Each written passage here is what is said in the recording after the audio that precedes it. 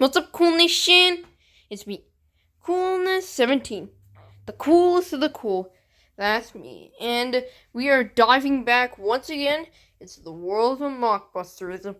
By now we've reviewed the Little Panda Fighter. We've reviewed a bunch of Dingo Pictures films, which a lot of them are ripoffs. I think all of them are ripoffs, in fact.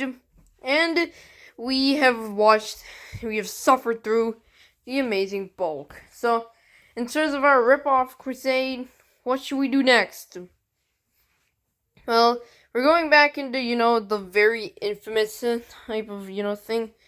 So, the last time I ever, reviewed something from Brinquedo, like this ripoff company, I think it was about a year ago. It's been very long, but I'm ready to dive back into their crappy catalog. So, what do they have for us next? What do they even have for us next? Well, it is a film called you're gonna laugh really hard when you hear this. If you've never heard of the film, then you're gonna laugh so goddamn hard. But Ratatouille. Yes, I am being serious.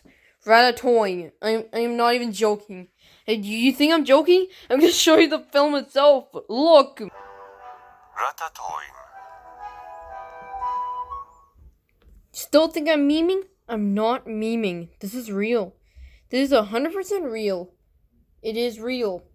Out of any single film I've seen, I think this is the one film that, is the one that's trying to hide its ripoffness the least. Just call it Ratatouille. It's like they couldn't spell Ratatouille, and this is the best they could do. Ratatouille. Seriously, what? And yes, it does involve rats, food in a restaurant. So, they aren't even trying to hide it. They don't even try to hide the fact that this is a ripoff.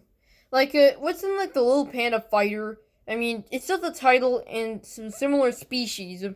And, that's it. The story, apart from that species thing, has next to nothing to do with the original. It's just the title trying to trick viewers into thinking that, it's something different. This is the most blatant ripoff I've ever seen since, The Amazing Bulk. It comes really close to that category. Come on. As you can see, the animation in this one is, the most laziest it's ever been. When the characters walk, they are essentially just limping across the screen. And this is how they walk. This is how they walk for the entire film. It never changes. And pretty much most of the animations look incredibly awkward. And, man, this is probably the laziest. The laziest no, not that. It's the laziest that Brinquedo has ever came to, to animation. And keep in mind, whenever they do animation, the bar is usually set incredibly low. They can never, ever, ever, ever, ever make a film that does not look like crap. So this is pretty bad. In terms of the origin of it, I don't really have much to say about it. But we might as well talk about the origin of the company itself. I don't remember if I actually talked about it in the Little Panda video, but let me get you up to date. So Brinquedo used to be a distribution company for some shows, like the Super Mario Super Show and Sonic X. It might sound like I'm memeing, but they actually did that. However, they decided that they didn't need to make their money doing that.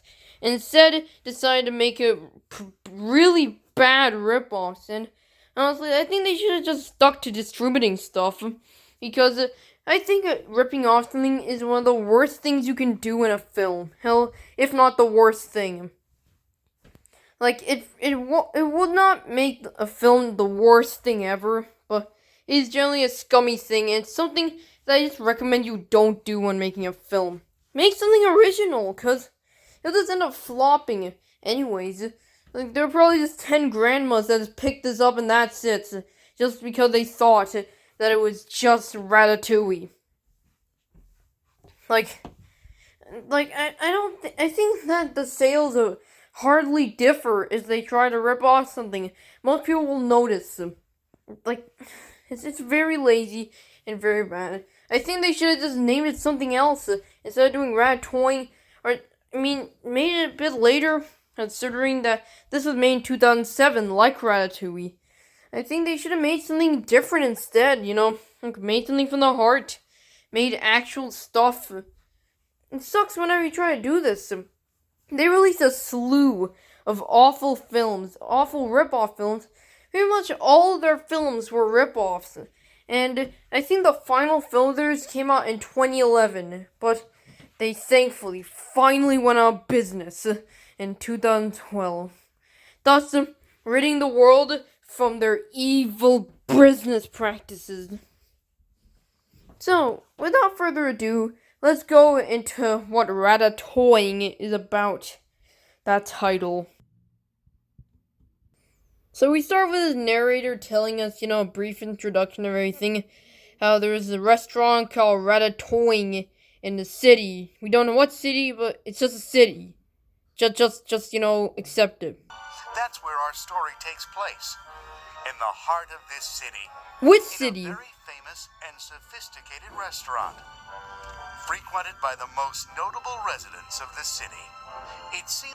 Joe, 1 second, let's play this over again. Heart of this city. Alright, let's play this again. In a very famous and sophisticated restaurant. Yeah, sophisticated. This film really isn't that sophisticated.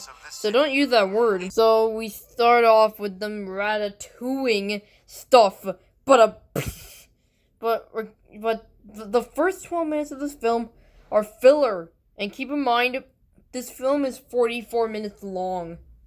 44 minutes, and 12 minutes of it is taken up by this filler. It's essentially just a bunch of rats at the restaurant complimenting their cooking. That's it. Like, it takes place in the restaurant called Ratatouille. So, we have 3 rats running the show. Marcel, Carol, and Greg, the green rat over there. Who, by the way, is voiced by the voice actor who did Dr. Eggman. Yeah, I'm actually being serious. Like, they get a bunch of people like that for these, films. Like, I think Eggman, like, it wasn't only Eggman. Like, I think Dan Green, like, if Yu-Gi-Oh! Is that his name? Is that the character name? Whatever, whoever voiced him, or if he's that guy. He was also in some of these movies as well, and Mike Pollock also voice acted in a bunch of other films from Brinquedo. And by the way, Greg says his catchphrase, and I think he says it 5 times throughout the film. It's just one simple word. Precisely. And he does in fact say that one word 5 times throughout the film. He just said that over and over again. So we just get, like, much more time of them dinking around. And so there's, like, these 4 rats who want to know how they cook, the ratatouille stuff.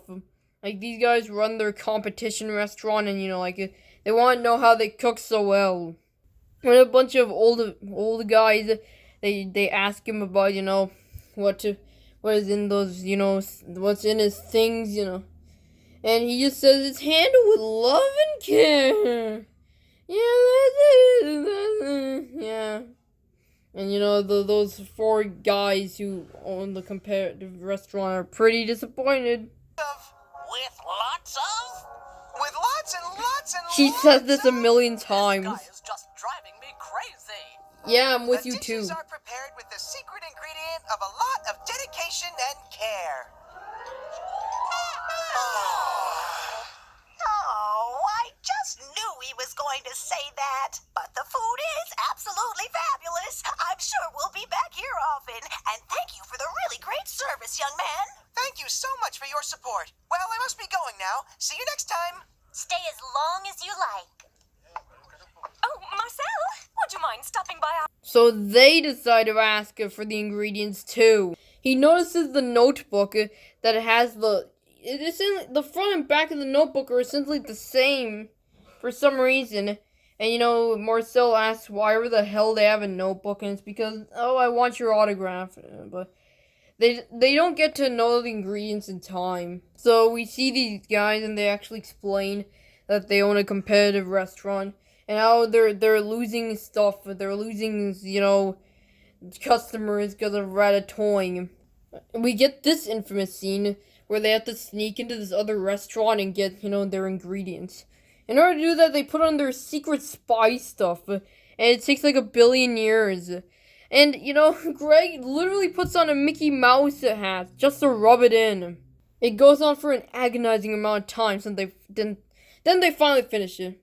And then brown hair rat. I'm not even joking. That's what they call her in the credits. You think I'm joking? They legit call her that in the credits. That is the most laziest name of all time. Anyways, brown hair rat forgot her notebook in the restaurant, so she has to get it. So then they sneak it into the other restaurant, and then brown hair rat sneaks into their restaurant, finds the notebook, but decides to do some more stuff. Meanwhile, we cut back to these guys getting the recipes. Some strawberries, if you can even call them strawberries. Look at them. Look at these strawberries. They don't have a texture of a strawberry, and they don't have a green leaf at the top. They eventually have that, however, I don't know why they look like this now. So Marcel uses zip, a grappling hook in order to get there. I forgot what it's called. So he does that, but then Dr. Greg, this idiot, here's where things get incredibly idiotic. Alright, so the fan starts moving because Greg touched the fan switch. Like now Marcel's in trouble because he's just swinging around. And there's a solution. I think most of the viewers are thinking about it. Just press the damn switch to turn everything to normal. Why don't you do that? They actually know to do that, but they just don't do it until they need to.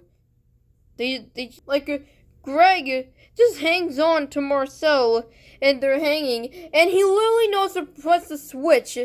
And why did you just do that before you decide to hang on to Marcel? What the hell? What are these rules? What even is this? But then brown hair rat finds out that this is where they find their ingredient. You're not even ready for this. There is legitimately a moment where it fades to black, and then we get the next scene. And then 11 seconds in, it legit just fades to black again. Yup, this legit happens. Also, I love how it turns into a still image when they're trying to transition into it. My god, so lazy.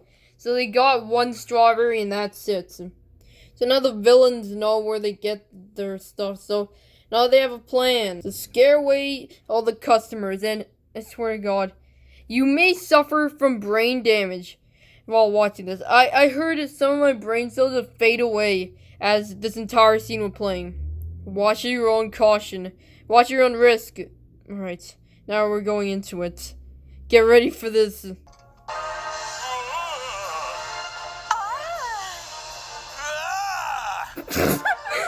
laughing at how bad it is.